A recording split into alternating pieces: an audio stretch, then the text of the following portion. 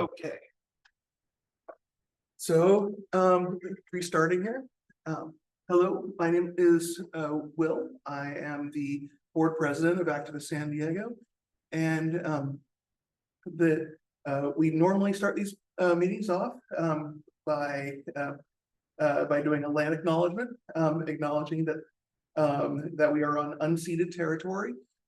This is Kumeyaay and Kayakuychim land. Kayakuychim is up in the North County, and we and we welcome you to Activist San Diego as well.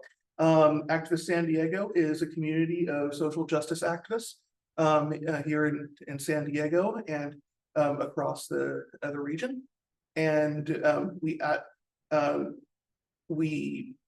are just a large social network of the social justice, community rights, civil rights advocates, and we do these community meetings every month to highlight members of the community or important issues that folks are talking about locally or nationally or internationally. We'd like to thank our guests here as well. Would you like to I can take it with me here. Yes. Awesome, and thank you, Will, and for opening up our meeting. And as Will said, we use these monthly meetings to go deep on an issue, so we welcome everyone. Some meetings are bigger than others, some meetings are small, so we're going to call this one more intimate, but very opportunity for us to build a relationship and to start from where we're at and figure out how we're going to build from here and continue to build. So thank you all for being here. I do want to kick off just with a couple not necessarily announcements of upcoming events, but we do have more campaign updates to give folks of some of ASD's current work. I'm going to start with an issue that we've been part of a coalition to repeal the utility tax, the fixed fee that the utilities that the CPUC has now authorized through the legislation to impose a monthly fixed fee on Californians who are under the Metro utilities, as we are. Unfortunately, the repeal bill that we had worked so hard to get has been killed in the legislature. And we are now working. We have not given up hope. The coalition still believes that where there's a will, there's a way. And many times legislatures have been telling us there was no way we would get this far. So we are at a point where everyone still needs to call their assembly person and their state senator and say, you must repeal the utility tax.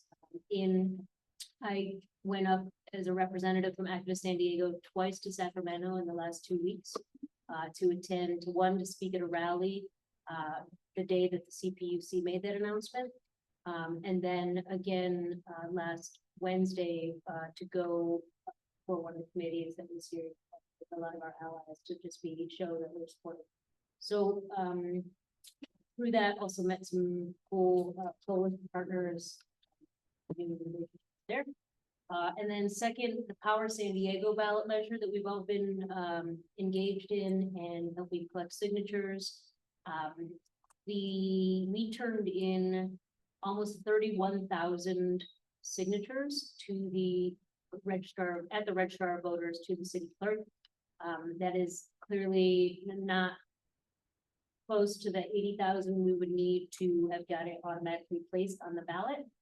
However, we did cross a certain threshold, which was 24,006. That forces the city council to hold one more up or down vote on they have the power to add it to the ballot. Now, we are under no illusion that right now we would win that vote. But what that does allow is this moment for us to continue to escalate pressure on the city council members and to continue to mobilize the 10,000 contacts of supporters We have 30,000 of signs, but like you can't use all of the data. But of people who's the campaign has contact information for, we've got almost 10,000 people that now we can mobilize into a volunteer force to continue on pursuit of power and whatnot. Right now, there's a lot of debriefing happening. There is a volunteer appreciation party tomorrow night from 5:15 to 7:30 at Your Project on El Cajon and in Normal Heights, I believe it is. So please come out to that. And you should have received, hopefully anyone who wants to be continued involved in that movement, please talk to me. There are a lot of places where we get input. So if you did any volunteering, your feedback right now is really important. And we'll, figure out to continue how active San Diego builds, but part of that public pressure. Okay. Anyone else have any upcoming announcements or anything urgent that they want to share? Since we have a small group, I'm okay opening it to anyone who might have something they wanted to. We can go in, and then at the end, if we have extra time, and if anyone has any announcements they want to make, we can also put it up to the community. I do want to acknowledge our brother Yusuf Miller has arrived, our executive director. He is actually in Sacramento right now, lobbying on various things, including on the Clean Earth for Kids. And he's actually picking up some of the utility bill. He's going to do some of that tag team as well. So welcome, Yusuf. We have already opened the meeting, but if you wanted to do a quick welcome for everyone, feel free to say a couple of words. Yes, everyone. Thank you. Yes, I'm in Sacramento. Sorry I'm late. I just got free and I wanted to pop in and give a welcome. Thank everyone for showing up to this community meeting. And I look forward to the information that's going to be passed. I heard it's going to be really thrilling, and reading over what's going on, that it's going to be very important for us to pay attention to this particular presentation. So I'm excited myself to hear about it and see what's going on there and seeing what we can do to participate and help out if it's, something that we really do. I'm sorry, should I be louder, or was that I should be louder? For the people on Zoom. They're saying what? Just a little bit less loud for the people on Zoom. Oh. So, go ahead. Okay. So, welcome everyone. Like I said before, thank you for showing up. And as always, right now I'm in Sacramento, and I'm not sure what the indigenous lands are here that we're standing on, but we are all standing on unceded indigenous lands in the San Diego County. We're normally on Payoconwicham, which is North County, and also the which people call Luiseno, and also our Kumeyaay lands, which are unceded territories, which deserve all the dignity and respect of our indigenous brothers and sisters, and we should treat it as such. We are standing here, and we are neighbors of the most indigenous tribes in the nation, and we should make sure that we honor and respect that fact and work well with our brothers and sisters and taking care of this land. And I say this as a stolen man on a stolen land. And without further ado, I'm going to turn the microphone. Oh, I need to be louder. Yes. Can everybody hear us all right? Like, is the balance between us okay? No. No. I think need to be louder. Francis is much softer. Yeah. You just. I guess you can take Is that it? off. Is that better? But Joy, does I mean, that- I've cranked the gain up quite a bit. So you just need to speak like you're presenting. Okay. All right. How's that? Well, I'm going to stop talking because I'm going to hand it over to dear comrade. I'm happy to be able to say friend Joy Enomoto. I'm just going to let you introduce yourself and take it away. We're here to learn and listen. Aloha mai kako. Can everyone hear me? Yes. Francis, is it going to be possible for me to share my screen? Yes, you should. Yeah. you should do. I'm gonna do that. Okay. Let me get on the thing. Present. Can you all see that? Looks good. Yep. Okay. So my name is Joy Lehuanani Enomoto. I am the Executive Director of Hawaii Peace and Justice. It is the longest standing demilitarization organization on the island of Hawaii. I mean, on the island of Oahu in Hawaii. HPJ has been around since 2011. Before that, it was a chapter of American Friends Service Committee that closed, and you know how things go. The topic that we're talking about today, I just kind of want to see whether like either an emoji from the people on Zoom or folks in the room, how many of you know about RIMPAC or the Rim of the Pacific exercises? You've never heard of it? Little bit. One person, Yusuf, right? And is that new information? These are the questions, right? So unless you were in the Navy for the most part, many of you are never going to know about this. How many of you know that there are multiple military exercises happening nearly every month in the Pacific? Right. So I'm seeing a trend. RIMPAC is the largest military, right? It's the largest maritime Pacific war exercises in the world. In the world. It has been going on since 1971. It happens every 2 years. So it shifted in 1974 to being annual. It was annual for 4 years. It was started by the United States, Australia, and Canada.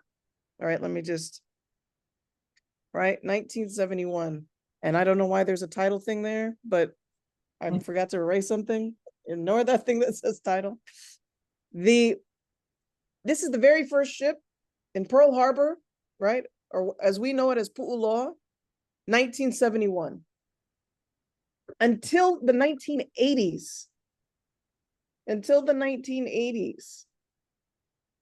only the United States, the UK, Australia, Canada, and New Zealand participated in RIMPAC. So the whole goal of RIMPAC is cooperation.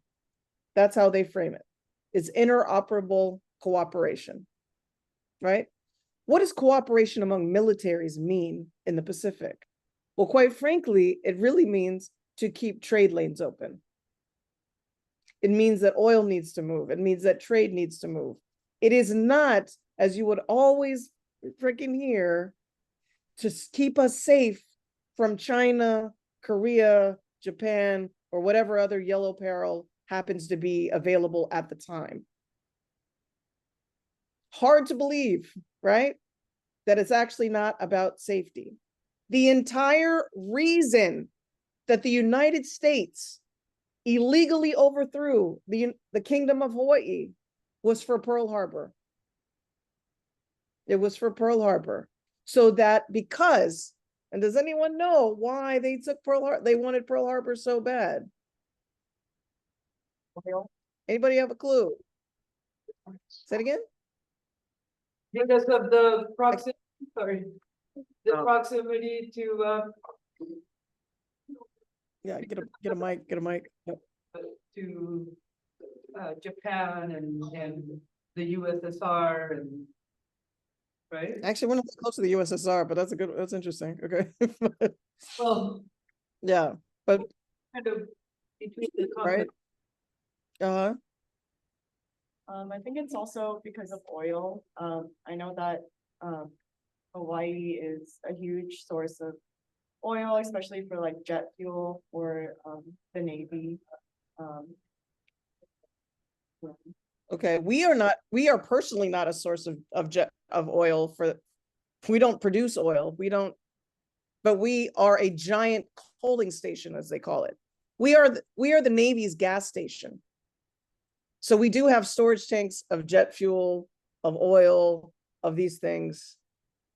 But that there is absolutely no way that the United States can make it to Guam, can make it to Asia, to any part of Asia, can make it across the Pacific, unless it stops in Hawaii for gas.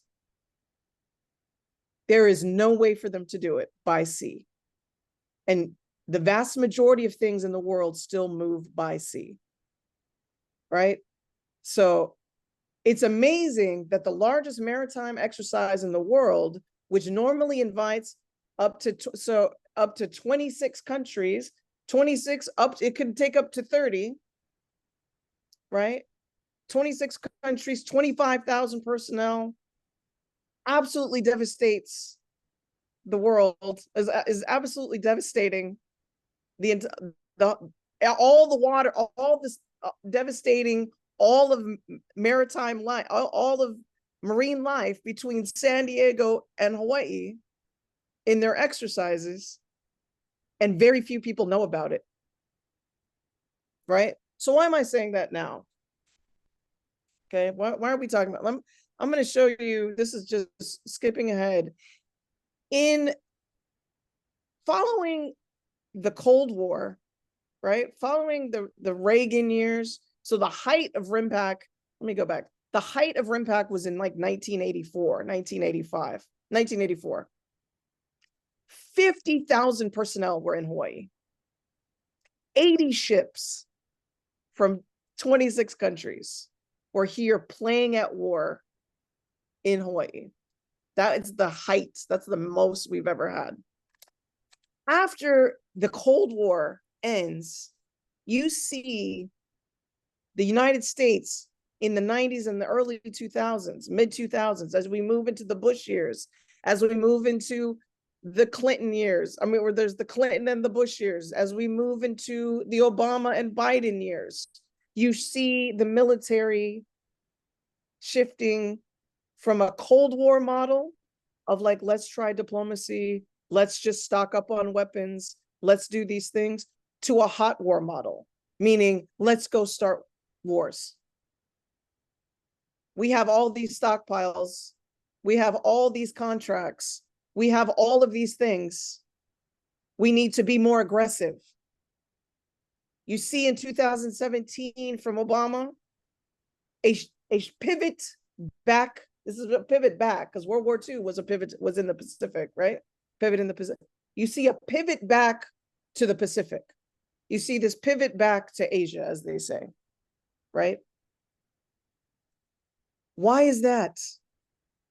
Because after all the years of extraction and extraction and extraction in all the places all over the world, some of the last remaining oil reserves and mineral resources are in places like Papua New Guinea, right? They're in parts of the Pacific that no one seemed to be concerned with.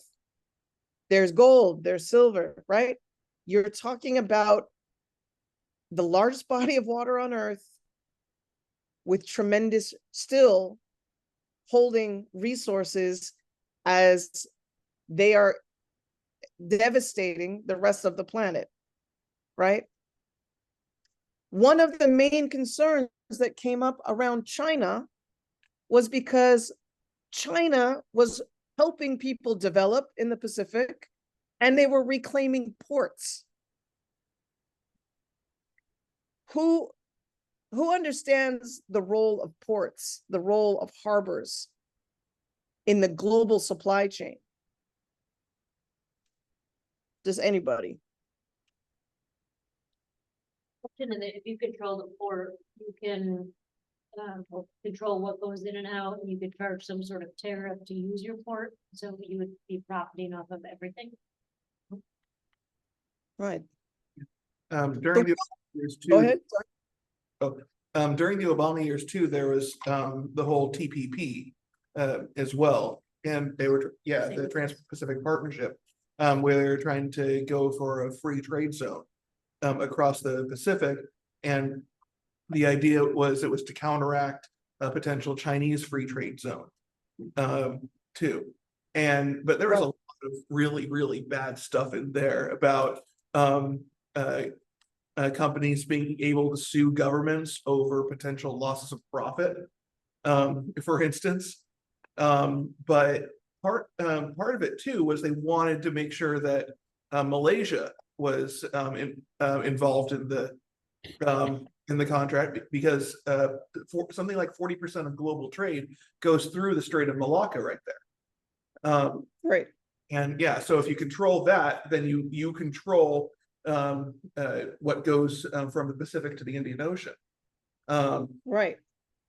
So, but yeah, there was just so much bad stuff about that. I remember there was an issue about having an anti-human trafficking clause in it that would have like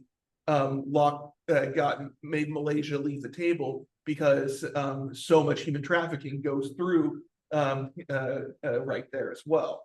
And yeah, so my bad. Yeah. We can get into human trafficking in the Navy and the role of the Navy in that in a minute, but the reason I'm pulling up these ships right here. So this ship is the USS Sampson. It was a missile destroyer that was involved in RIMPAC in 2010. This ship, and it's from San Diego. The reason I'm showing you these ships is these are ships from San Diego. This ship is the John Paul Jones. It was involved in an accident, a very serious kind of, it actually collided with another ship about a month before it participated in the 2014 RIMPAC exercises in Hawaii. Okay. Many of the ships that are involved in RIMPAC are right there in San Diego. And they travel across testing sonar, testing things, but they're coming all the way. Think of all that fuel that's coming all the way so they could play at war in Hawaii, right? This was a ship that was right during 2022. I'm forgetting, I think it's the USS Essex. This was their large carrier that had amphibious assault ships on it. Okay. So I want you to imagine all of these things taking place in this place that everyone seems to want to come for vacation, what we call militarism, right? Or militarism, right? Because the military is coming here to play, right? The military is coming here to play, and they're leaving from where you all are sitting, right? That's just the American side. But what people don't know is that many of those exercises actually do take place in San Diego. And actually the planning for the 2024 RIMPAC took place in San Diego at the Naval Base Point Loma Annex a month ago. And in March, the final meetings. So this year, the way they've designed it is a lot of the planning. They did all the things in 2023 in San Diego. And so none of the exercises are going to necessarily happen in San Diego this year, but all of the planning took place, right? This part isn't secret, right? They're letting people know that they're doing these things, right? But what is secret, or what is not known, is they still haven't released the exact dates of RIMPAC 2024, right? They always wait to the last minute. And they will be testing a thing called, actually, let me back that up. I won't be talking about what they're testing yet, right? But San Diego is a tremendous site for the planning of these things. And also before that, they worked with San Diego ICE or Border Patrol or Coast Guards for around immigration. So whenever you see something that's around urban terrain training, see, people think that this is just a Navy exercise, but every single branch of the military is involved in RIMPAC. right? So is anybody a veteran in the room? All right, so you've never participated in anything that was relating to RIMPAC? Personally, no. Oh. Oh, personally, no, I was never on a ship. I was always with the squadron, or training squadron. Right. Okay, so this doesn't sound too crazy, what I'm saying, right? No. Right? You know this language, right? You know this language of interoperability. There's always like a code name. There's always a thing, right? RIMPAC. There's a constant, yeah, there's a constant new something right now, right? But let's talk a little bit about what RIMPAC really does, right? So I wanted to show you these because a lot of times people don't realize that the thing that they think they're fighting over there that we're asking them to deal with is literally like right next door to them, right? And I don't need to tell anybody in San Diego that the Navy is right there, that the military is right there with all of your Top Gunness. You're also, RIMPAC was the backdrop for the movie Battleship that was filmed with ships from San Diego, right? So the movie Battleship is literally based on RIMPAC and set in San Diego. I'm just saying. So you guys got Top Gun, you got all the things, right? Can you all see this? Right? Let me reduce this because I can't, I'm seeing, all right. So a mile down the beach, just inland from the crashing waves, Australian, Malaysian, Sri Lankan, Tongan, and US troop maneuver through a training range of tan-colored buildings designed to look like a village in Iraq or Afghanistan. Right? This is in Hawaii. But there are similar installations, I promise you, in California. Yeah. Right? We You drive know this. going up to Orange County. Right. The fact that this installation exists in Hawaii is beyond offensive to us, right? Hawaiians are not trying to train for Iraq or Iran or any other place in the Middle East, right? We are not trying, right? And this was the blueprint. These are the blueprints for what's going on in Palestine right now, right? These are the buildings that people are coming to Hawaii to train at. One of the key countries that started coming in 2018 is Israel. One of the countries that comes is the Philippines. One of the countries that comes is Korea. One of the countries that comes is Indonesia. One of the countries that, right? Australia, oppression of Aboriginals. Indonesia, oppression of West Papua, of people in West Papua, right? Literally committing a genocide there, right? These exercises are training genocidal regimes. And there are military exercises happening with the same folks every single month in the Pacific, right? And I want us to remember, like, we're looking at systems. We're looking at systems of control. This isn't about, whether or not you were in the military, because we know why folks go into the military. This isn't about your family being in the military. This isn't about patriotism. This is us looking at systems of power for oppression of other countries and indigenous people. That is what these exercises are designed for. They are not designed, right? So, right, this is not about protection. There's also, we are a war economy. I want you to think about how much money has been released for Israel alone in the past 6 months. When you know in your soul, like, I want you to know, in fact, only 1% of the US economy goes to agriculture. Less than 5% goes to education. 2% goes to science, real science, right? If you took a portion of the procurement budget of the US military, we could have free college in the United States. If you took a section of research from the DoD, we could have free healthcare. They're taking up more. You want to talk about socialism? You want to talk about Who's benefiting? Who gets free housing? Who's getting free clothes, right? You're getting housing subsidies. You're getting all the things that healthcare, all the things is going, but the vast majority is going for weapons. More than $315 billion, and that was pre-Israel, for weapons.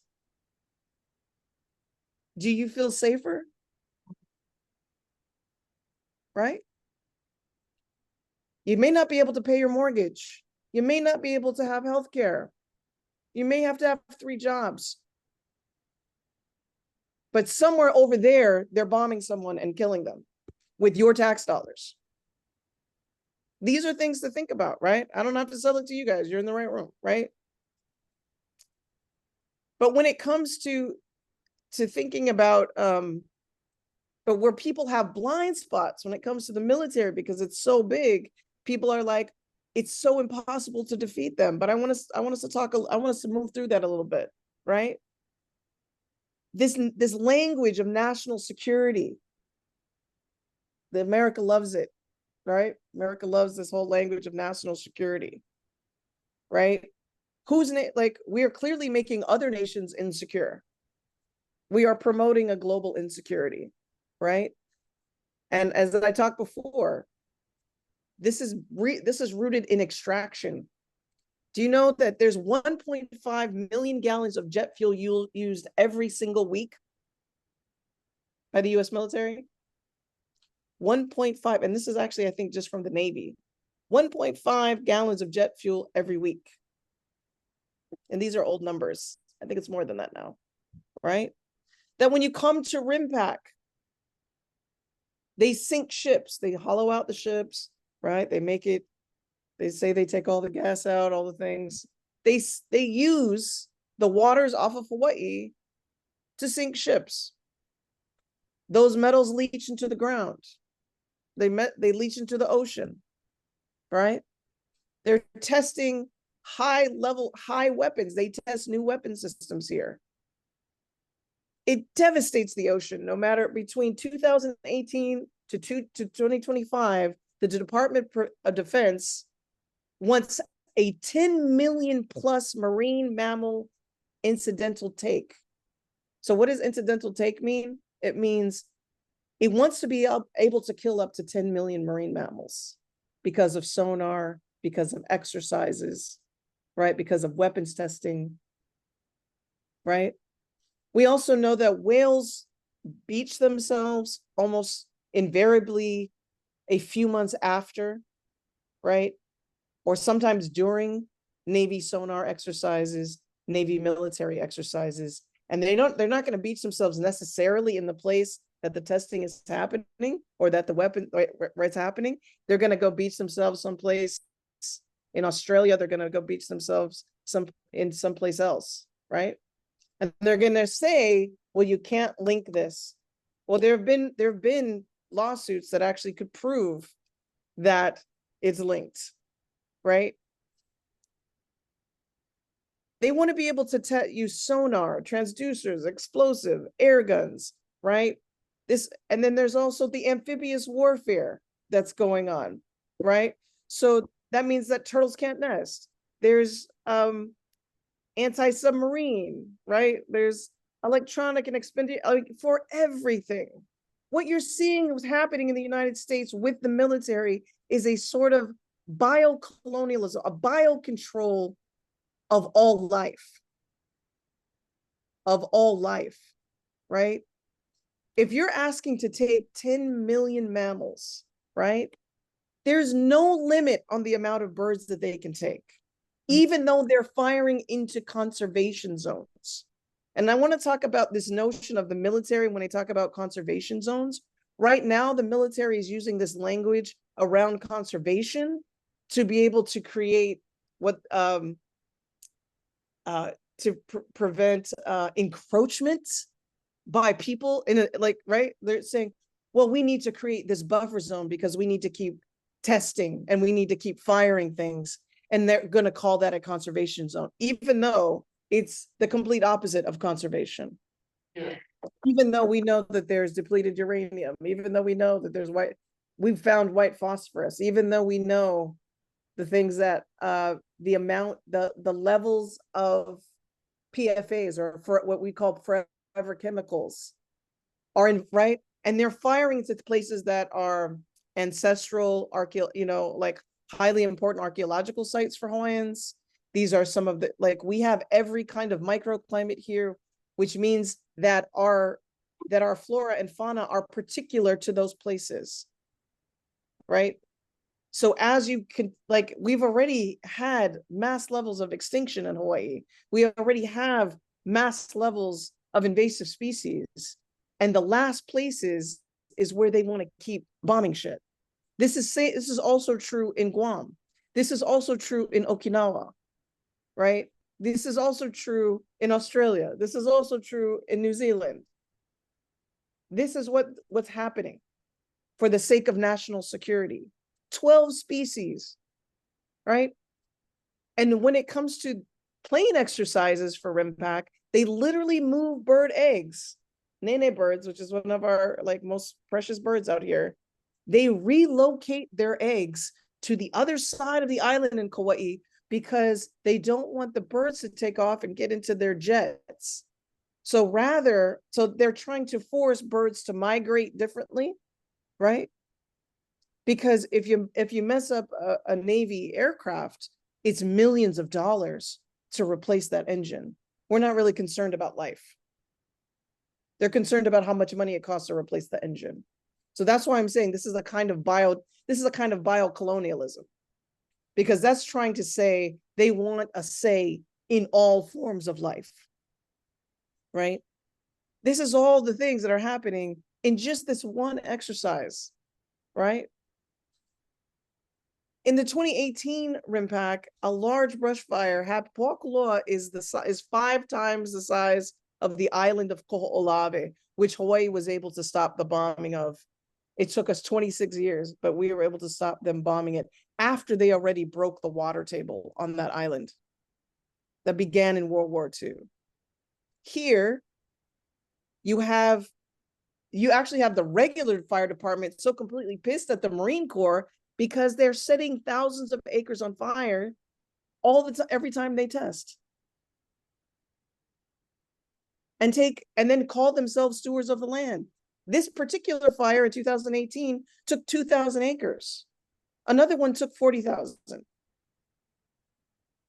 right. I'm gonna leave it visually there. In fact, I'm gonna just stop sharing because that's a lot of information to take in terms of what this little exercise is doing. When we think about how we think about systems of power, right? In this year's RIMPAC, right? In this year's RIMPAC, they're going to be testing a thing called Project Overwatch.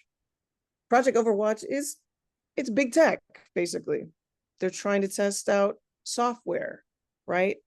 Well, some of that software is going to the Air Force, right? Is about the Air Force. Well, you don't know this, but the Air Force is trying to build 7 new telescopes on the island of Maui on Haleakala, one of our most sacred mountains. They already have installations of Air Force telescopes there, right? And there is in the works a whole Air Force air network program in play, right? That they're trying to build out. So it's not, Hawaii is being used as a site for testing, right? Guam is being used as a site for testing. RIMPAC is one of the sites where they are testing those weapons, and they're devastating our ocean, our marine life, and our actual life here. The noise, the crime levels always go up when RIMPAC is in town. It has been recorded, actually, that sex trafficking, gender violence, crime, meaning when the Navy boys come out to play, they want to beat people up, and everybody gets into a fight, people get arrested because everybody's drunk, right? You wouldn't know about anything like that in San Diego, right? Or in Tijuana. Right? Like when you have a fleet week, right? When RIMPAC comes, the state says this is a mass boom of income.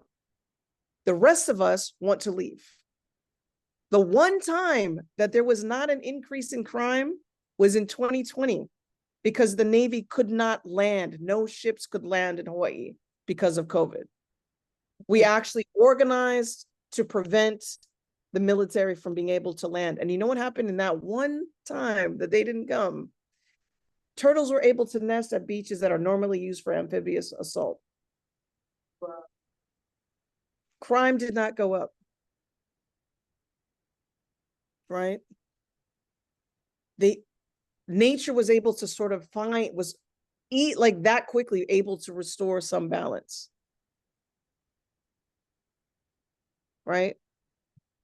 So we're not saying, so this year, what we're kind of wanting to see, what we're demanding to see, what the theme is to, one, demand that Israel cannot participate, right? No cooperation for genocide. And that goes for other organizations. But also let them know that we know, right? That you know what they're doing. And that you start demanding and putting pressure on the countries. So here's some of the countries that are around you, right? Mexico usually participates, right? Colombia participates, Peru participates, right? There are all these countries, many of whom we have relatives, where we need to start working with so we're asking other countries in the places that come to Hawaii to demand that they do not send their military to come play at war in our waters. That's what we expect in Hawaii. But this is just one exercise. There are multiple exercises that happen in Hawaii, but those exercises happen in the Philippines. Those exercises happen in Korea. Those exercises are happening in Japan. The pressure to deal with that, right, needs to come from us. For the most, there are choke points. There are ways, right? It's not that things cannot stop. We have been told repeatedly, well, you can't win, they're too big. That's actually not true. Hawaii has shown repeatedly that there are ways that you can slow and stop and move the military along. When Red Hill happened, they literally poisoned 93,000 people. Although I would say if they hadn't poisoned nearly 93,000 sailors, they still would have been hemming and hawing about closing it, right? There's class action lawsuits coming from the Navy against the Navy in Hawaii right now as we speak, because they poisoned their own people based on a World War II relic that they didn't want to drain back more than a decade when we demanded that they do that. It literally took the poisoning of children, many of whom still can't go to school. 7 schools still have contaminated water. And they're still going, well, and now they won't even come to meetings with us because they don't feel safe. They've literally said that they don't feel safe. And we're just like, can you monitor the water? Can you clean we need clean water? Can you return to providing free, clean water for your, right? It was one of the first times in history where the Navy and the Hawaiian community, where the military and the Hawaiian community were on the same side. So I want you to remember that we're not seeing individual soldiers, the everyday working people, as the threat to this. What we are seeing, though, is a system that is invested in putting it's oil, right? It's jet fuel storage above the largest aquifer in Hawaii.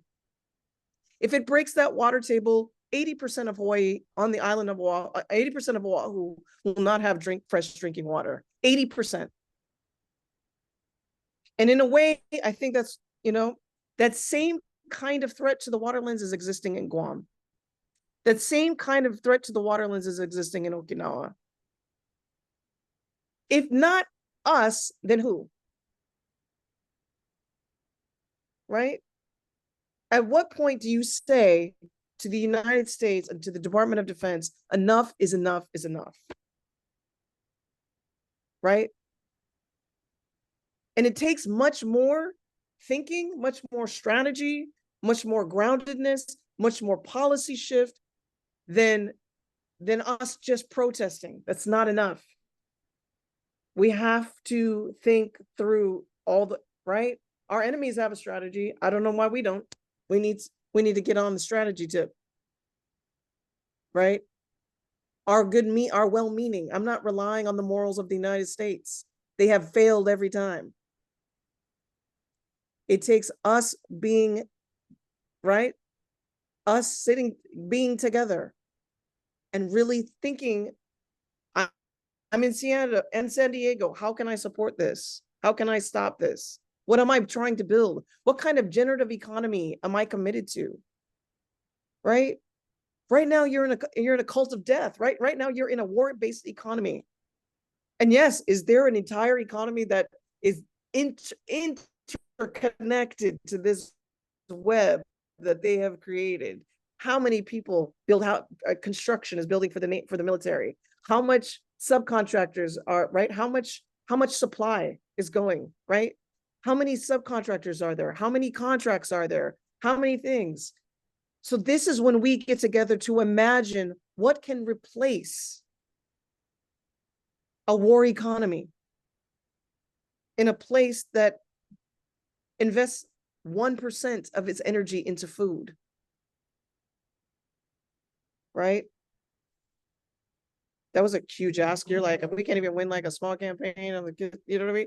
But when we start thinking about these things, right, differently, what are you building toward, right? The military is made up of people, obviously people who are flawed, right? We need to be able to figure out this system is so afraid of us, right? It's so afraid of just our ideas that you can't say, I like peace. You can't say, I'm opposed to war. You can't say, I don't want to see a genocide. People are going to jail because they're saying, I don't want a genocide. People are getting beaten up and this is not new. This is on trend for the United States. I'm sure some of you remember 68. I'm sure some of you remember, in the 30s, right? Like you can, there's no time in American history that you can slice that you can't find this same scenario. Because every time we say, how about you don't kill us, the repression becomes higher.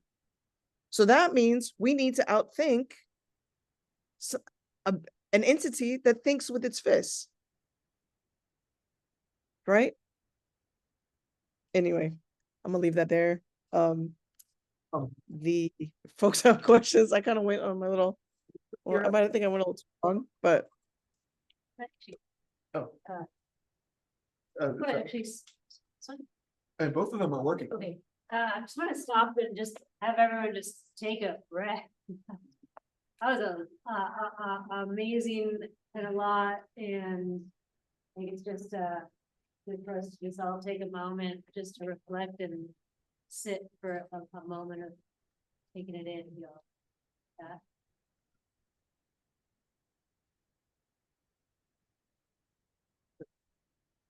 And thank you all for being here and being part of this, because this is something, as Joy mentioned, has been going on for the history of our country, and something, it's an exciting moment that we are all coming together. And I want to open it up for questions, but I also want to let everyone know that our other special guest here, Shanika Lazo from Anakbayan, San Diego, is here to sort of walk us into this next step of what it is that how are we going to start visioning our activity and our actions here, and share what about Anakbayan, who Activist San Diego is now excited to partner with and begin building with on this. But we are also an organization that works on many, many things and isn't necessarily an expert on any one thing. So we do welcome your expertise and Joy's expertise and, want to be good partners in this. So we want to, yeah, so I want to take a pulse just to see, are there burning questions right now? Or do you guys want to continue, and have Shanika present and then let's round all the questions together? I do have a question that's kind of on Okay, topic Let's here. start here. Let's try to keep this like maybe five minutes or Yeah. so we can move into the next. So, hi, it's Will here. So when I've organized protests that have, oh, I'm sorry, can you hear me? No? What's going on? Can you hear me, Joy? I can hear you now. Okay, all right, cool. I can hear you now. Awesome. When I've organized protests that have had kind of a bit of like a military theme to it that seems kind of that would seem critical. People have been like, oh, well, you're not protesting against the military, are you? You know, and I'd have to be like, no, we're is one of the protests that we did was we did a baby Trump military parade. We gave the big baby his parade, and we had one of the big Trump balloons and we put it on a missile and marched it through Balboa Park. And it was a lot of fun. But yeah, the news was they were dying to frame it as an anti-military protest, but we didn't give them kind of an inch on that. But when it begs the question, like when we actually need to protest the military, like how do we kind of how do we respond to that? Because the military is beloved here in San Diego, quite frankly. It's and yeah, I mean, yeah, that I'm just opening that up.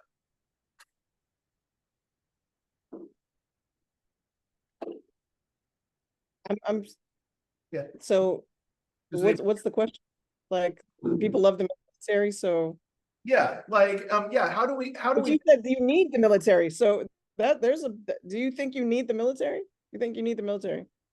a lot of people do, and we need, and if we're going Right. I'm So thinking, what I would say is, I'd be like, well, what is it about the military you feel you need?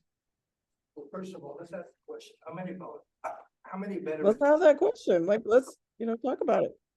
can you pass Most of the people that I've met, many of the people that I've met that are opposed to what's happening in Palestine, many of the people who are the most critical of the military are in fact veterans, Hey, how many right? are here? It's a balanced thing.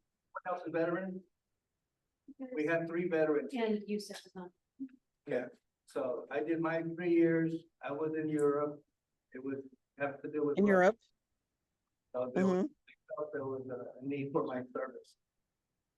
So you ask if you need the military, I say naively, Do you feel we need 800 bases around the world? Do you think that that's something that when no one else in the world does that? Do you think that that's okay? I'm not the authority on the subject, but when it comes to the budget, it's a given that it employs people. So I'm not favor and I'm not con because I just don't know the subject. I don't know the subject. I'm sorry. I can't hear you. I'm sorry. Can you come a little? I cannot argue on the subject because I am not an authority on the subject. So, but there is a good documentary of having, like you said, 800 bases around the world. How many bases you said? 8,000? 800. 800? 800. Right. Yeah, there's a really good documentary of preventative. So when it comes to our presence, that again is arguable. It's very highly, it means whatever to whomever. So Well, I'm not gonna argue it. well, there are folks here though that I want you all, like, for me, we love the military too out here. It's not like I'm not in a place that's not completely occupied by, I'm in a place that's completely occupied by the military. Mhm. And people, right? But it's also an illegal occupation of a country. So that is the difference with Hawaii and the rest of, and like San Diego, right? Like, and you could say that too, like that you are in an illegally occupied country, right? So this is not about, you always have to tell people, this isn't about you as a person, as a sailor, as a soldier. This is not, we're looking at a system that is trying to kill you. Do you think that the United States cares about you? You are fodder. You are literally, we are fodder. Right? Do you think that it's by coincidence that Black schools are targeted for the military? Do you think it's coincidence that Latino schools are targeted by the military? You think it's coincidence that working class and indigenous students are targeted by the military? It's not. They are coming for us. Does it offer, and they promise everything, right? Do they give you the GI Bill? Do they give you housing? Do they, I mean, right, do they give you an opportunity to travel and get out? All those things, all the things that the state should provide, but they do it at a price, at a cost. Because when you really need the military, is the military really there for you? I just said they poisoned 93,000 sailors and civilians, their children, and they hardly said sorry. So those are the kinds of stories you need to share, right? This isn't about, like, you know what I mean? So of course they love the Navy, and it's the entire economy in it's like half the economy in San Diego. Of course. You have to acknowledge what it is, but then you also have to be able to float some questions. Don't treat folks in the military like they're not critical beings. You know what I mean? Folks in the military are just like you and me. They are you and me. Right? And they've seen things that we haven't seen. So either that's going, like, right? Or they've been put in situations that maybe you haven't been put in. The point is dialogue. The point is to be able to talk and question and raise questions so that people can say, is there another way to do this? Right? Because I need, you know what I mean? Like, I need fresh water. I don't need the military. I need fresh water, right? How can we think about protection and safety and genuine security, right? In a different way. That's what we're trying to help people get to, is this idea of genuine security. You know what genuine security is? Having clean drinking water, having safe schools, having schools, you know what I mean? Like with books that, you know what I mean? Like not trying to ban books, not trying to ban people's critical thinking, right? The United States has invested deeply in removing people's critical thinking skills, right? I know that people are smart, but you are inundated with telling you why we need this, but you are not inundated with why we don't. And where's that inundation going to come from? It's certainly not going to come from CNN, right? You know what I mean? Yeah, yeah, absolutely. I mean, it just reminds me of the Noam Chomsky quote too. The best way to stop terrorism is stop participating in it. And that's what we do as a empire, just like across the world as well. So yeah, we do need to rethink security. That's a very, very good point. Yeah, that partially answers my question, or at least that answers my answers my yeah, there's no one size fit all answer to this question. You have to think about what's going to work in San Diego.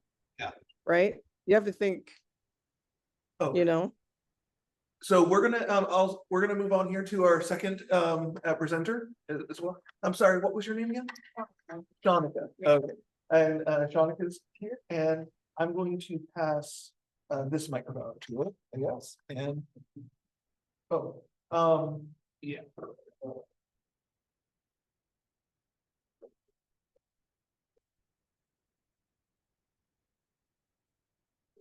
camera is running. Okay.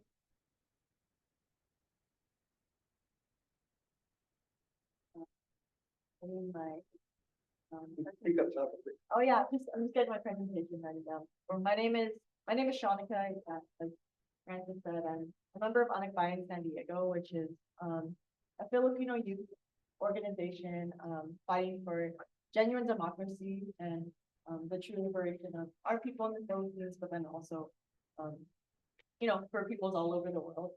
I'm also with the education committee of the International Council RIMPAC campaign. And yeah, I really appreciate Joy, your knowledge and expertise on this issue. This is something that I'm new to myself, organizing against RIMPAC. So very honored to be here with you, Joy, and get to learn from you and meet you, even if it's virtually. But yeah, let me just get this ready.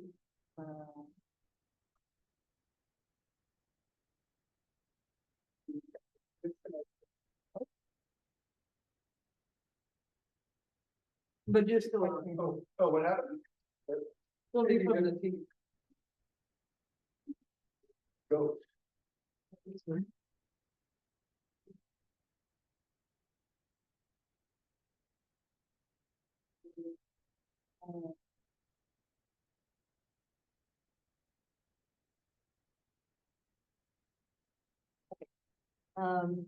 Yeah, so this presentation was made also in partnership with Malaya San Diego, which is another organization based here. There's a few, I think, members of Malaya here and through Zoom.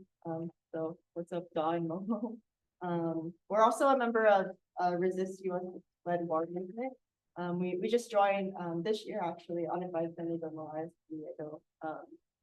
And it's one of the organizations that launched the Cancel RIMPAC campaign this year. So yeah, so these two videos side by side. Sorry, it's like laggy on the Zoom. But on the left side, for those of us based here in San Diego, we all know that the flooding that happened in January, right? And the devastation that it brought to our working class communities here in San Diego, particularly Southeast San Diego, right? So on the left side is a woman sharing her experience. She not sure, like, have y'all seen that video of her on the roof? Yeah, she's taking a video on the roof because people had to go on top of their roofs just to survive, right?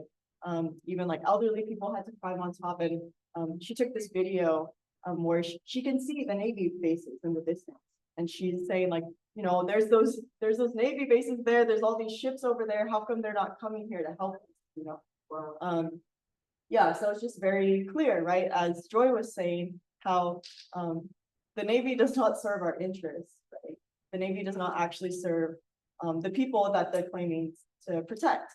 And then on the right side is a video of RIMPAC's logo reveal trailer, where they're showing like footage of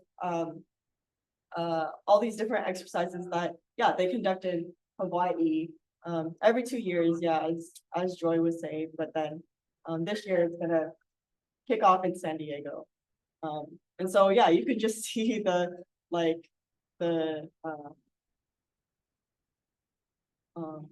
oh, can y'all not hear me?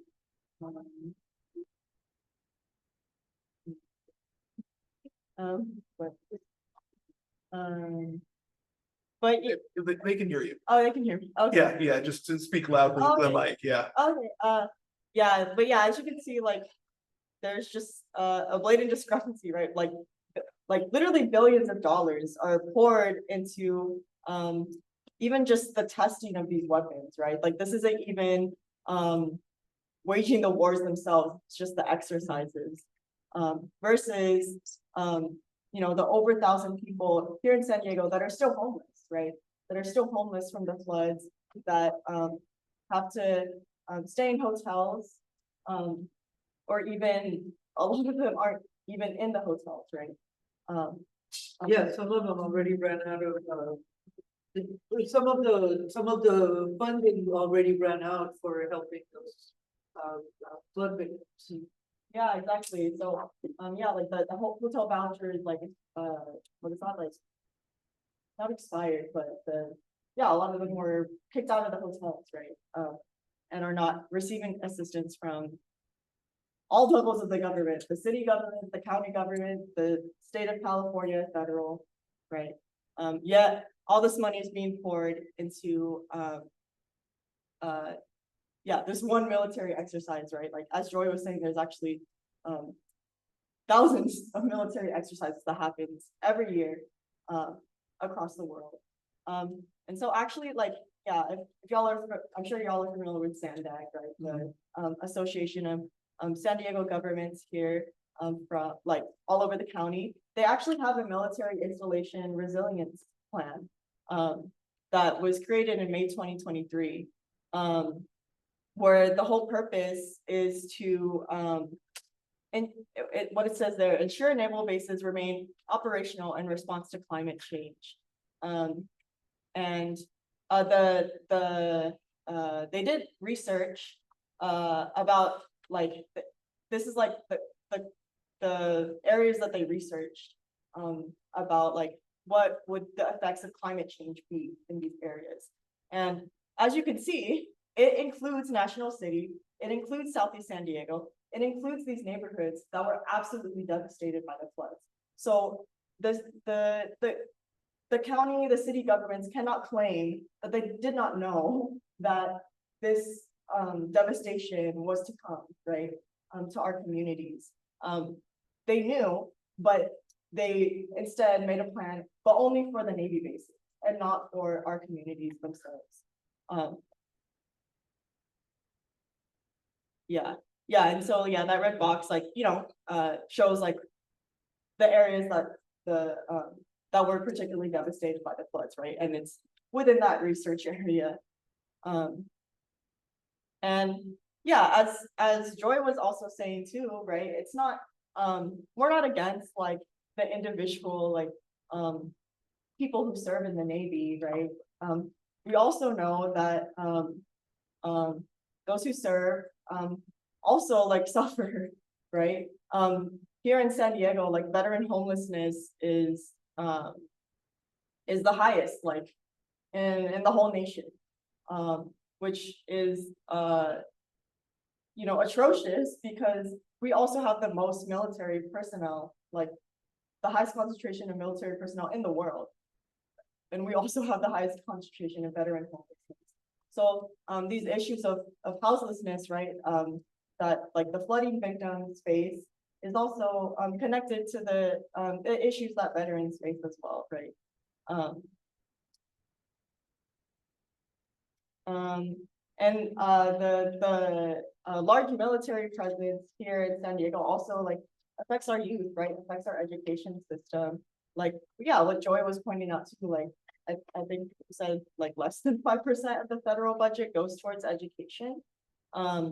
And here in San Diego, you know, there's a huge push to have JROTC programs in our high schools, right? There was actually like a research done that was published in the New York Times, where they found that all over the nation, but also including here in San Diego, Lincoln High School was one, and Linda Vista High School was another, where they found that there was entire batches of students, like their entire class was being involuntarily enrolled into JROTC. Again, those students will, yeah. Two of my children went to San Diego High and 12 years apart. Jason, when I went to orientation, they gave us all this paperwork to fill out, and then 12 years later with Maya as well. And in both instances, the paperwork for parents to give authorization for our JROTC to talk to our kids, they've on both instances, the the box saying, yes, I give consent were, already crossed, marked. Oh, wow. And I was like, no, I don't give consent. I don't give consent. This is wrong. Give me a new one. Wow. And that was San Diego High, but 12 years apart. Wow. Yeah, Yeah, the same thing was still happening. right. So it's not like it's a new thing. And Mhm. that's also like, that's very infuriating because it's only because you checked. You know, a lot of parents wouldn't check. Or, like, just in the day-to-day life of things, like, I can see how, like, students would end up being part of the program because of, lack of oversight from the parents, but not, it's not the parents' fault, but Exactly, and a lot of parents don't read. right. I mean, I'm at least sorry, I was saying that at least in the Spanish speaking population, Yeah, a lot of my fellow immigrants never had the chance to learn how to read and write. So a lot of those parents don't even have the chance to notice or check to see if it's there. And they rely on their kids to interpret for them. So, yeah, it's tough. yeah, that's a good point too, because, like with Lincoln High School, with Lincoln Vista High, there's a large population of migrants there too, so of course, those parents aren't gonna know how to navigate the system as well, or even like the youth themselves, so it's a very targeted thing, like, targeting our low-income working class youth who don't have as many resources to advocate for themselves. Yeah, thank you for sharing. You're welcome. Yeah, what's your name? Lucila. Yeah. I'll say one thing I learned once was that, and this was in Los Angeles, it was like $7,000 was spent per child from like kindergarten through 12th grade on public education on a child's public education. But if, kid goes and signs up for the military, they would get a signing bonus of like, I want to say it was like $10,000 or something, but like more than they spend on that whole entire kids, and per kid for their education. Joy did point out in the chat that military recruitment is at an all-time low, Yeah. which is an interesting thing too.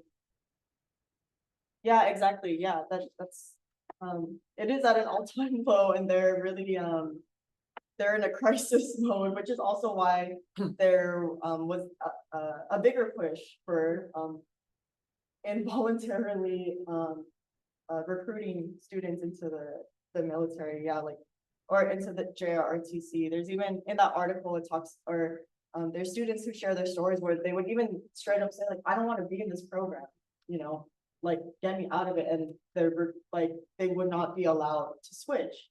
And even to the point where they wouldn't show up to class, they would fail the class because they just really did not want to do it. But they would still be enrolled the following year because.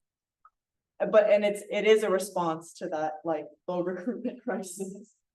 That sounds even worse than and that sounds even worse than what I was saying.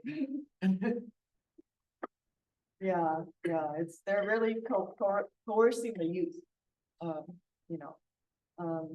Yeah, this is actually like a JRTC video from Morse High School, which is in Paradise Hills, one of our the lowest income schools here in San Diego, and also Paradise Hills is in Southeast San Diego, where which is the community that was like devastated the most by the floods, and yeah, you can really see too, like most of these youth are also people of color, so it is a very targeted like effort. I don't know if I'll review the trailer again. But yeah, like as Joy said, RIMPAC is the largest international maritime warfare exercise in the world. These are the different nations that participated last, and 2022. And yeah, like highlighting like Israel, the Philippines, Mexico, and of course the US as the ultimate head of RIMPAC. To give more context too of how RIMPAC plays into the US's strategy, right? That this pivot to the Pacific. They really claim that RIMPAC is essential for a free and open Indo-Pacific, right? But yeah, as Joy was saying, what does free and open really mean? Who is it free for? Who is it open for? It's really for trade. It's for free and open trade, right? It's not for the freedom of us. It's not for the open, I don't know, open travel of us or whatever. It's really about their profits and their ability to extract more and more resources from places in the Pacific and secure their supply chain. So this is the strategy that the US is using in the Pacific, where they're building these two chains, like the first island chain and the second island chain, where the first island chain is like basically the first line of China. You know, it includes South Korea all the way to Taiwan, and then to Singapore, and it goes through the Philippines too. And yeah, as Joy was saying, there's 500 US military bases all over the world. And if you actually if you were to look at a map of like the US military bases in the Pacific, it follows this chain. You know, like even like you can see like the Philippines, how the chain doesn't go through the whole island. And there's a concentration of US military installations up north in the northernmost island, even to the point where like in the Philippines there's supposed to be like agreed upon US military installations, like agreed upon locations, but the US military doesn't actually follow those agreements. There's installations in places where you know, they're not supposed to be, but they're still there.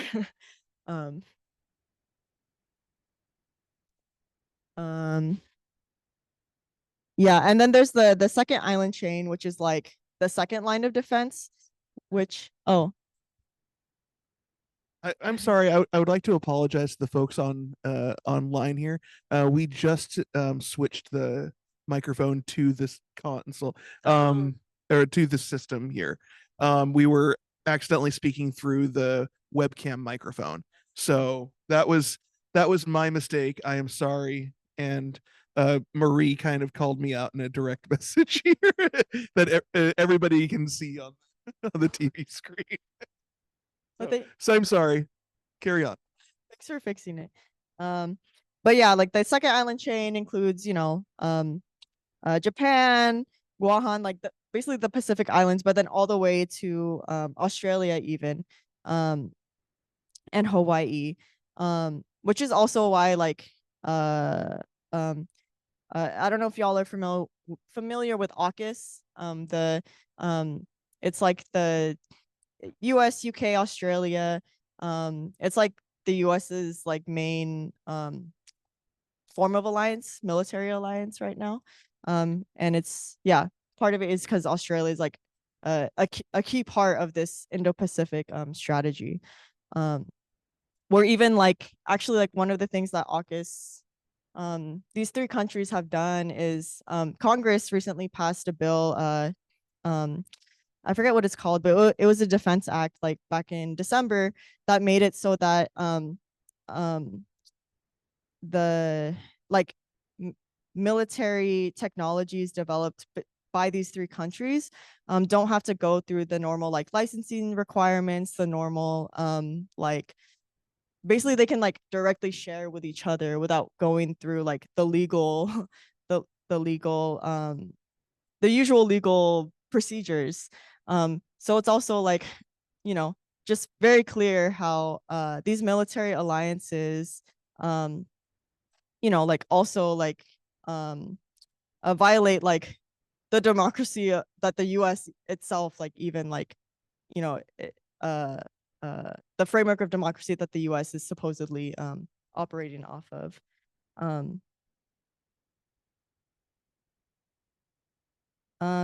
yeah, and this is just like to show how many US military facilities there are in Japan. There is, like pretty almost in every region. And the most is actually in Okinawa.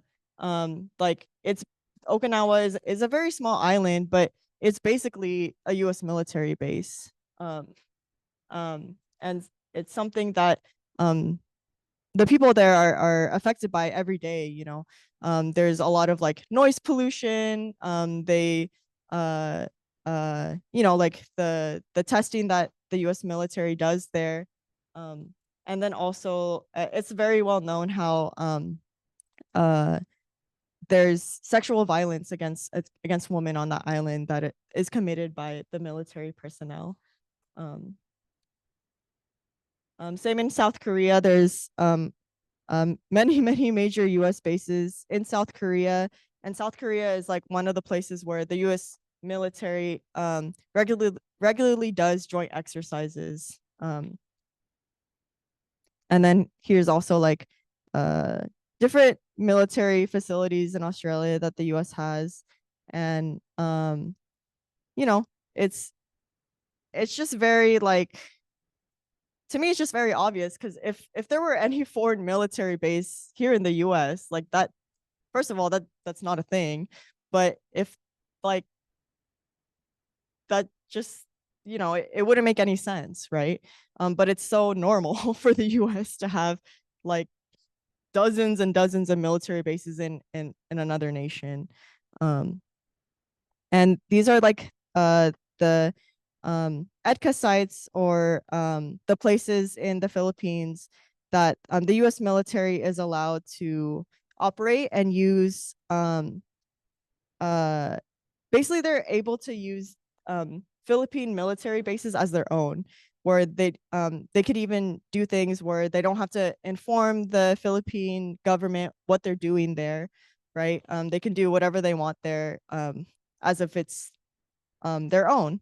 And the thing with these EDCA sites too is the reason why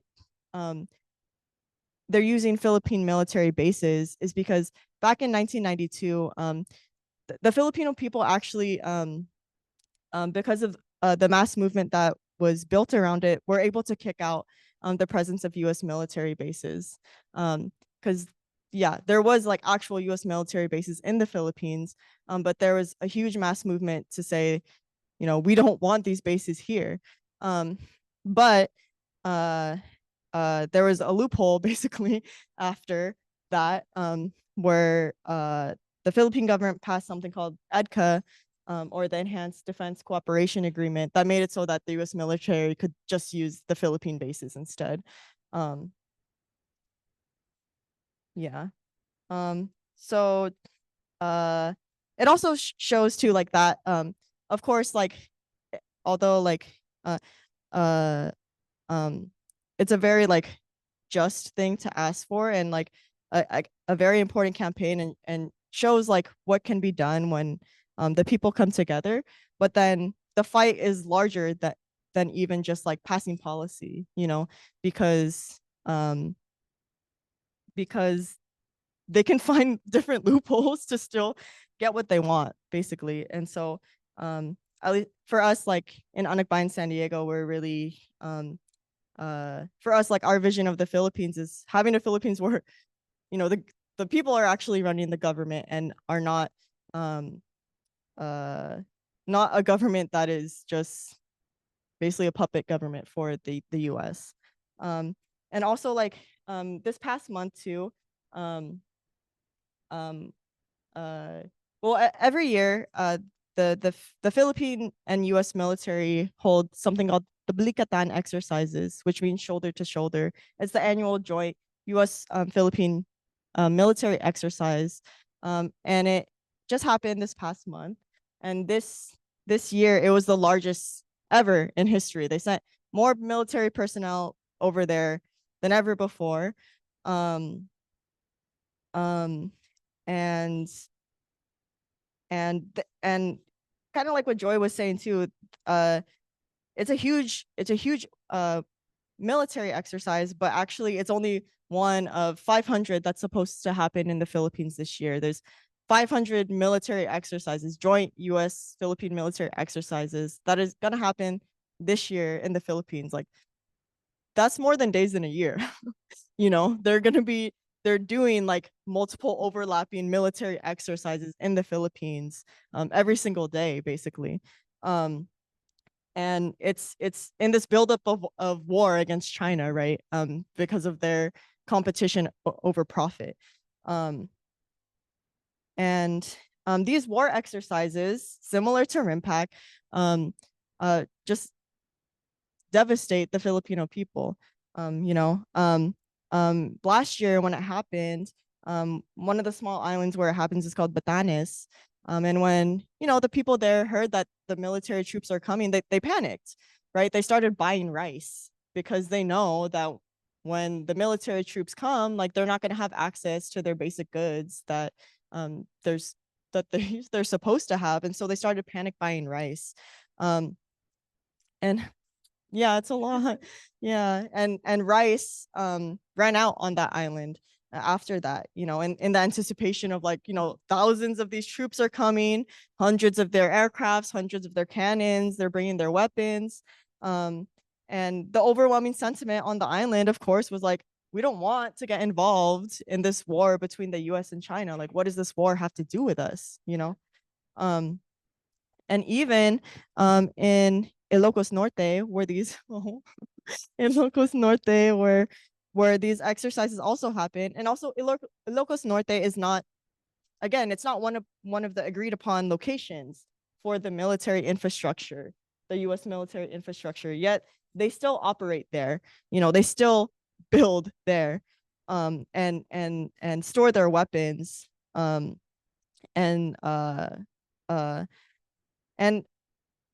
not only does the Philippine military participate in these exercises, but normal civilians are forced to participate. So there's one resident who was interviewed who said, "We lifted American soldiers who pretended to be war casualties. This means during a real war, we will be made to carry American war casualties. Damn, they were heavy." So while these American soldiers are with Philippine soldiers, like, pretending to get shot, play dead, whatever, they're making normal Filipinos who did not enlist, who did not volunteer to help, carry the American soldiers. And, most Filipinos are small too, we're short. And just imagine, like, how hard that would have been. And the only reason why they're forced to participate is because we're doing these exercises where you live, so you have to help, And when these military exercises happen too, of course, they do these war exercises in the water. Fisher folk aren't able to fish, for how many weeks? They can't earn their usual livelihood during this time, and they're not compensated for it either. It's just tough luck, right? Or even, well, you have to carry us now, and yeah. Yeah. So, and there's these, like, economic effects, but even people have been killed by these war exercises. Again, this is not even waging the war. This is just practicing for it. But because they actually do conduct these war exercises where in the homes of peasant farmers, on the land of peasant farmers. And so they'll do live fire training, and people are just walking across the field, trying to get to their house, and people have been killed. And even they'll test their grenades. A 1-year-old infant was actually killed during a war exercise because the grenade was thrown into the family's home, and she was killed. And so, yeah, these war Defend democracy, of course. yeah. Yeah, the democracy of who, right? The freedom of who. Yeah, like, our people did not consent to these war exercises happening in their own homes, in their own land. So yeah, so wanted to share that too because of course, yeah, RIMPAC again is just one of many, many war exercises that happen all across the world.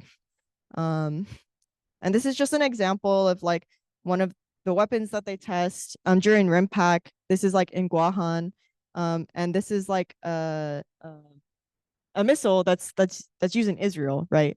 So of course, these war exercises have very real repercussions in the wars that the U.S. is waging, in the wars that the U.S. is funding, backing, right? And yeah, as Joy was saying, like Israel's participation in this war exercise only sharpens their skills more to commit genocide against the people of Palestine, which is why, yeah, we're really demanding like Israel is not welcome in RIMPAC, right? I mean, RIMPAC is not welcome at all, but we do not want the Israeli Defense Forces here in San Diego or in Hawaii, right? They are not welcome here. Can I ask a question? Yeah.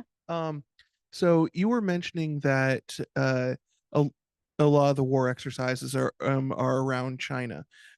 Is this more because America is scared of war with China, or the Philippines are more scared of war with China? Like, and yeah, where's the tension? United States, yes. Yeah, America is a continent. Yeah, I mean, you know, it's definitely like the US is the one who it's a competition between the China and the US, right? Like an economic, that's really the root of the conflict. It's their economic competition. But then the Philippines, ever since like ever since Spanish colonization, the Philippines has always been you know, a hot piece of land, I guess you could say, because of its position, its closeness to China, its position in the Pacific, but then also like its richness in natural resources. And so it's really because the US and China are actually fighting over the Philippines right now. Where like that's like you probably know it as the South China Sea if you've heard about it. But it's really the West Philippine Sea. But China claims that it's the South China Sea and has been like has also been conducting war exercises in that body of water, destroying coral reefs, even like sinking the ships, or they're not even ships, like you know, the boats of fishermen, of Filipino fisher folk. And so there, but then at the same time, the U.S. military is on that ocean too, where even like there's ships here that are their home port is yeah, Naval Base San Diego, or like the Coronado Island, and they go regularly to that part, to the West Philippine Sea. And so they're really like they're like standing off basically. Where yeah, like kind of like, yeah, what Joy was saying, how like, you know, during the Cold War there was more of an era of like diplomacy, cooperation. It was the same with China too, where there was one point where the US and China were kind of like colluding together to invest in the Philippines, right? To get more natural resources. And they were like, you know, like, okay, like we're both like, I don't know, there's a sense of diplomacy. But now now that, you know, there's these different economic crises that are like that are affecting all of us, but now they're both powers are desperate and are now competing against each other, and the Philippines is like one of the sites of conflict between them. So yeah, did that answer your question? Yeah, Okay, it did. I was thinking about the whole like dredging of new islands for Chinese military bases all across the sea right there, and how they're effectively kind of like claiming land and saying that the entire sea belongs to them.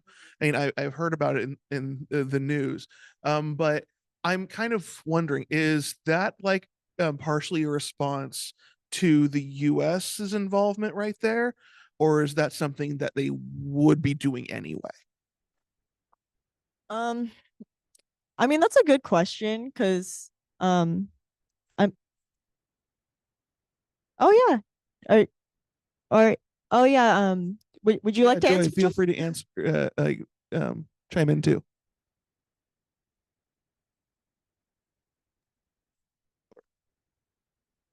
Um, all of this is just posturing with the United States. I mean, this is not to say would they be doing this otherwise, is would the US be concerned? I mean, let's not act like China's the only one who's dredging islands. So there's that. There's a lot of people that are creating islands, right? Dubai created an island. The Marshalls, because of climate change, is thinking about how to create how to, you know, there's legit like climate crisis adaptation things that people are talking about. And then there's this other posturing in the China in the Philippine Sea, right?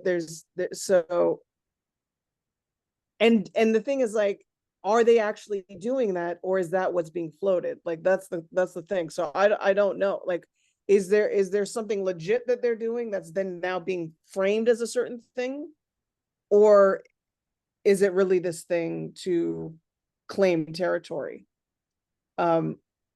It could be, it's probably both. There's probably some things that are just pure rumor and conjecture, and then there are things that are being done by China just to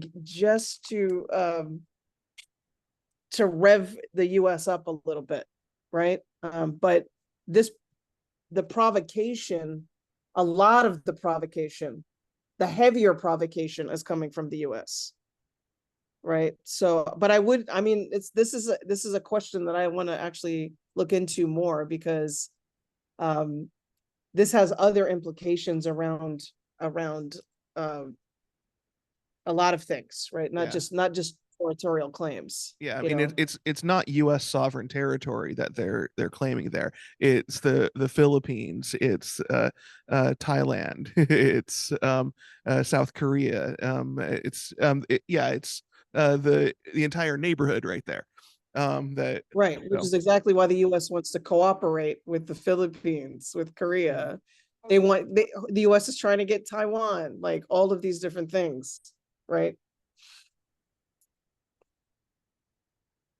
Does anybody have any other questions? My mistake. Yeah, no problem. Yeah, and I'll try to I'm trying to figure out. Yeah, but yeah, as Joy was saying too, I just wanted to share this, like, this image of at a at a strip club in Hawaii, like welcoming RIMPAC, because of the very well known influx of sex trafficking and gendered violence that happens during RIMPAC. So it's not even something that's necessarily hidden. It's something that's just well known and blatant. Here, let me see okay, I'm trying to figure out like how to, sorry, because I know we're almost out of time. Yeah, yeah. Are y'all familiar with NAVOR? Yeah, yeah. NAVOR is here in San Diego, right? Headquartered here in San Diego. It stands for Naval Information Warfare Systems Command, and it's instrumental in RIMPAC. They host something called Trident Warrior, which happens every year, but during the RIMPAC years, it's part of RIMPAC, where Trident Warrior is like how they or where they really test out new technologies for the Navy, technologies that are developed by different institutions, different research universities, including UCSD, SDSU, but then also like places like Johns Hopkins. So NAVOR, so we all know because it's here in San Diego, right, in Old Town,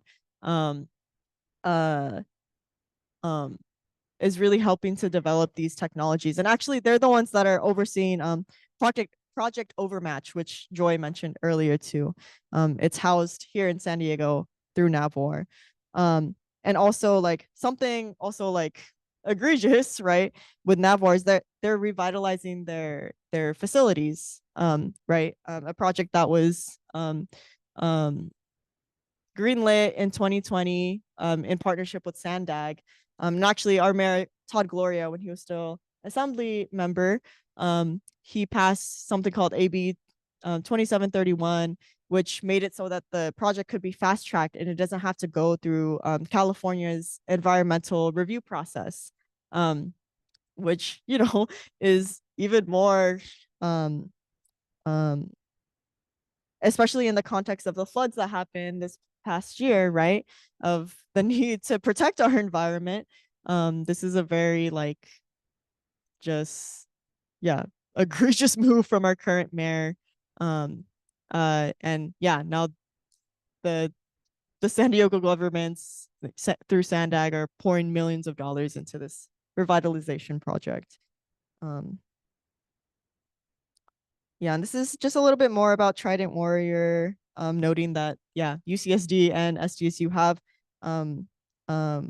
contributed technologies that have been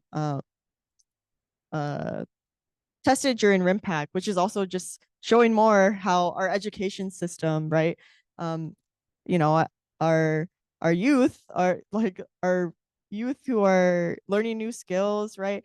That could be skills used to create technologies for our people, right? Are instead focusing on creating technologies for genocide, for death, destruction, and contributing to the climate crisis.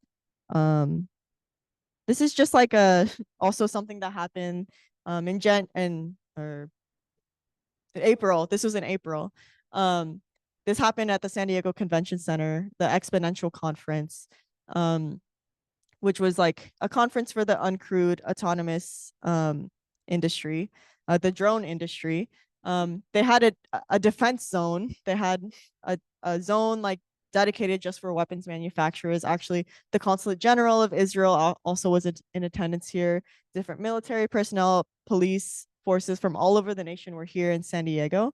And they also were testing these technologies like at Pepper Park in National City, which is a public park, in Point Loma.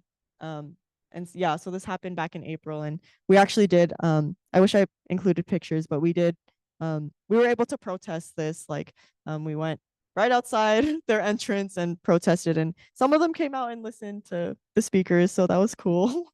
I'm not sure what they thought. But they heard what we had to say. And yeah, just showing like, you know, the different military installations here in San Diego, right? And yeah, the weapons budget that Joy also mentioned, and for 2024, the requested was $30.6 billion. And yeah, just looking at the breakdown to like 70.1 billion goes to tactile missiles, and all these companies that benefit from this business. Yeah, exactly. Like, yeah, all except for Boeing. Yeah, all these companies operate here in San Diego.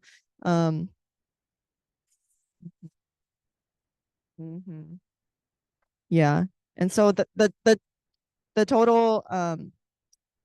total weapon systems budget in 2024 is $315 billion, which again, right, could be going to so many other things. Actually, something that I just learned the other day too is that these aircraft carriers, the way that they operate is through like nuclear power, so that they don't have to refuel, and it runs for 20 years. actually. And so they don't have to like, you know, do maintenance or whatever for 20 years. And the video I was watching said that it could power, I forget like a population of how many, but it could power a city. And it made me think of too, like, you know, the campaign y'all are doing with like Public Power San Diego. Like that's something, like the technology for renewable energy, for energy that we don't have to like pay like a, you know, a good chunk of our wages for, that this technology exists, right? But the technology is only for the Navy, for the military, for these wars of aggression. It's although if it's nuclear, then that's not really that renewable. But it makes you wonder what happens after 20 years with those reactors, right? Where do they dispose of them? In the Pacific?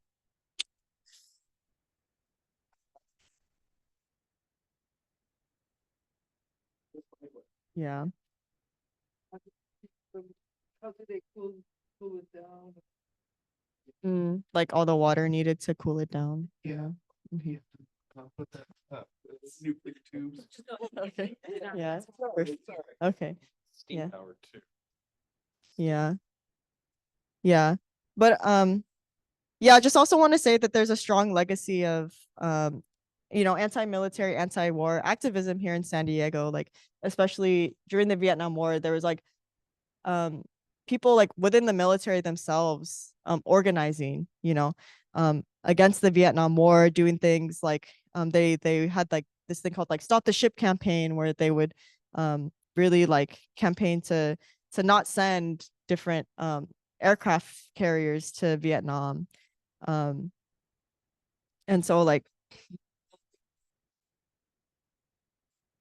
mm, For example, they had a Christmas strike where they refused to go out and fight on Christmas Day. yeah. Yeah, so you know, we The campaign was called "Stop That Ship." Stop the Ship. Stop that SOS. ship. Oh, okay. Yeah. All right. Yeah. Yeah, it's called SOS. So yeah, so you know, like we can really like revive that and continue the legacy of anti-war activism here in San Diego. So just wanted to end with like, you know, different calls to action. The Cancel RIMPAC campaign is up and going. You know, we're getting ready for to confront RIMPAC, which starts here in San Diego, but then also in Hawaii too. So you can sign up to join like one of the committees on June 29 is going to be the Peak Conference, which is going to be like for organizers, you know, for us to come together to learn from each other. So that's going to be Saturday, June 29. And then the action against RIMPAC will be Sunday, June 30, which we're thinking of starting it in Chicano Park here. You know, a place of with a rich history of resistance, but then also like is also the entrance to Coronado Bridge, to Coronado Island, where you know, the Navy's largest aerospace industrial complex is. And so yeah, hope to see you there. And then if you're also interested in helping to plan the conference, helping to plan the action too, like yeah, we definitely want like people to come help and join. You guys are talking to the Chicano Park Steering Committee about starting right there. Yeah. Yeah. Well, I haven't got into contact with them. I was like, oh, okay, we should talk to them if that's what we want to do. Mhm. Yeah. Yep. Yeah, I need to talk to You gotta Lisa. ask. Yeah. Especially there. Yeah, for sure. Yeah. And then also we have our upcoming educational webinar on June 2nd. It's about like yeah, really how does RIMPAC and also like these different military exercises violate the self-determination of nations in the Pacific, and what peoples are doing to fight back and how we can join that fight. So yeah, there's also that webinar. But then also like here in San Diego, yeah, thanks Joy for mentioning it in the chat, visiting forces agreement, but actually this coming Monday, next Monday, May 27th is the anniversary of the signing of the visiting forces agreement, which was signed, Obama signed this agreement actually, that made it so that there's regular military presence, US military presence in the Philippines, or more regular at least. That also like made it so that they could use the Philippine military bases as their own. And so we wanted to do something for that as well. Like it's also like Memorial Day too that day. So we wanted to do something against that anniversary, but then also like commemorate the people that we've lost from US-led war. And so we still need to like lock down the time, but we're probably going to do it in National City and have a vigil, but then also an orientation for those that are interested in joining Resist US-led war movement, because like as we've been saying too, that the fight is larger than just RIMPAC, right?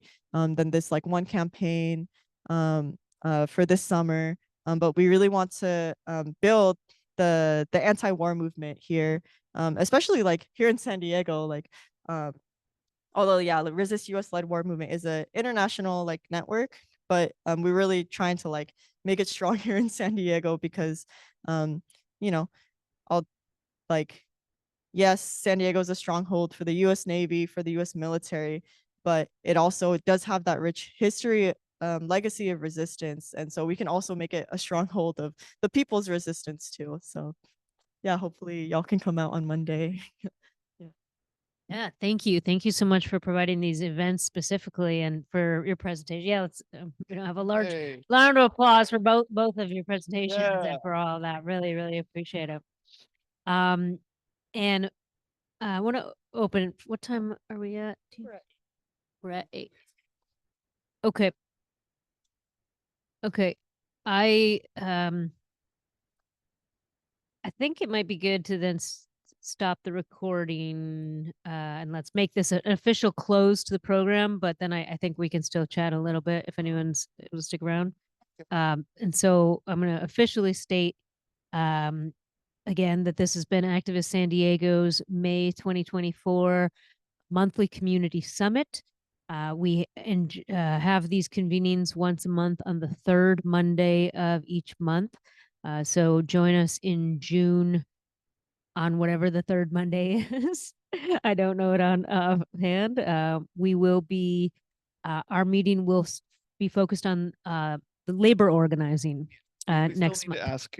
Okay, we plan the next month's theme plans to be around labor organizing. So I will ask Shanika to make sure you send me all of those events, and we'll make sure we send them out to our ASD list. And I do believe, it's June 17th, Monday, June 17th. So plan on that. And so thank you all. If you enjoyed this program, please support Activist San Diego. You can join and make a contribution at activistsandiego.org. We are a completely volunteer-run, member-supported organization, and we are scrappy but fierce, and we are excited to, like I said, to build together. So we'll officially close the recording and the recording here. And